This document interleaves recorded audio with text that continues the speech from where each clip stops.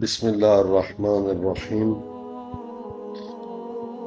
لا يسمعون فيها لغوا الا سلاما ولهم رزقهم فيها بکرۃ وعشیہ، وہاں وہ بیہودہ باتیں نہیں سنیں گے۔ ایک بات۔ دوسری بات ہے سوائے اس سلام کے اور وہاں انہیں صبح و شام رزق ملا کرے گا۔ یہ اس کا ترجمہ ہو گیا آیت نمبر 62 کا۔ اب اس کی جو ہے مختصر تفسیر سنیں۔ جنت میں لغویات کا وجود نہ ہوگا۔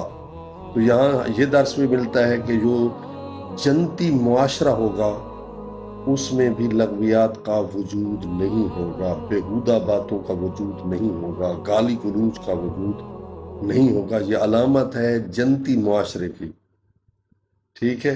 یعنی جنت میں لاہ و لعب، بیہودہ باتیں یہ نہیں ہوں گی۔ تو جو جنتی معاشرہ ہے اس میں بھی یہ نہیں ہونی چاہیے۔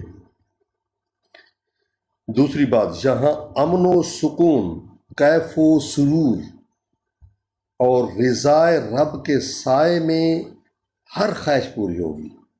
اس کو سمجھیں۔ لوگ سوال کرتے ہیں کہ جنت میں پھر ہمارے یہ جذبات اور ہماری یہ خواہشیں کیسے پوری ہوں گی؟ تو یہ اس کا جواب ہے۔ امن و سکون، کیف و سرور اور رضائے رب، یعنی جس طرح رب چاہے گا اس سائے میں ہر خواہش پوری ہوگی۔ تو فضا ہوگی سلام کی، سلام کی ہی فضا ہوگی۔ ادھر سے انبیاء آ رہے ہیں سلام، ملائکہ آ رہے ہیں سلام، غلمان آ رہے ہیں سلام، سلام، مومنین آپس میں سلام، قالوا سلامن سلاما۔ تو یہ بہت بڑا تحفہ ہے امت محمدی کے لیے کہ ایک دوسرے کو سلام کریں۔ ٹھیک، افشوا السلام بینکم، فرمایا آپس میں سلام کو عام کرو، یعنی سلام تم پر سلامتی ہو۔ یہ بہت بڑا تحفہ ہے اللہ تعالیٰ کی طرف سے، اس کو پھیلائیں، اس کو عام کریں۔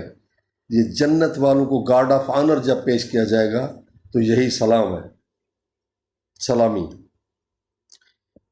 اچھا جی، اس کے بعد ہے صبح و شام میسر آنے کا، صبح و شام رزق دیا جائے گا۔ میسر آنے کا مطلب یہ ہے کہ یہ ہو سکتا ہے کہ رزق انہیں بغیر کسی تعطل کے ملتا رہے گا، یا اس سے ہم یہ سمجھ سکتے ہیں کہ جنت کی زندگی میں سورج چاند نہ بھی ہوں تاہم صبح و شام کے اوقات ہوں گے اور ان کو رزق ملتا رہے گا۔ اور یہ بھی ملتا ہے کہ کھانے کے اوقات دو ہیں، صبح اور شام، جس طرح مدارس میں بھی ایسے ہی ملتا ہے، صبح و شام، تاکہ صحت بھی ٹھیک رہے۔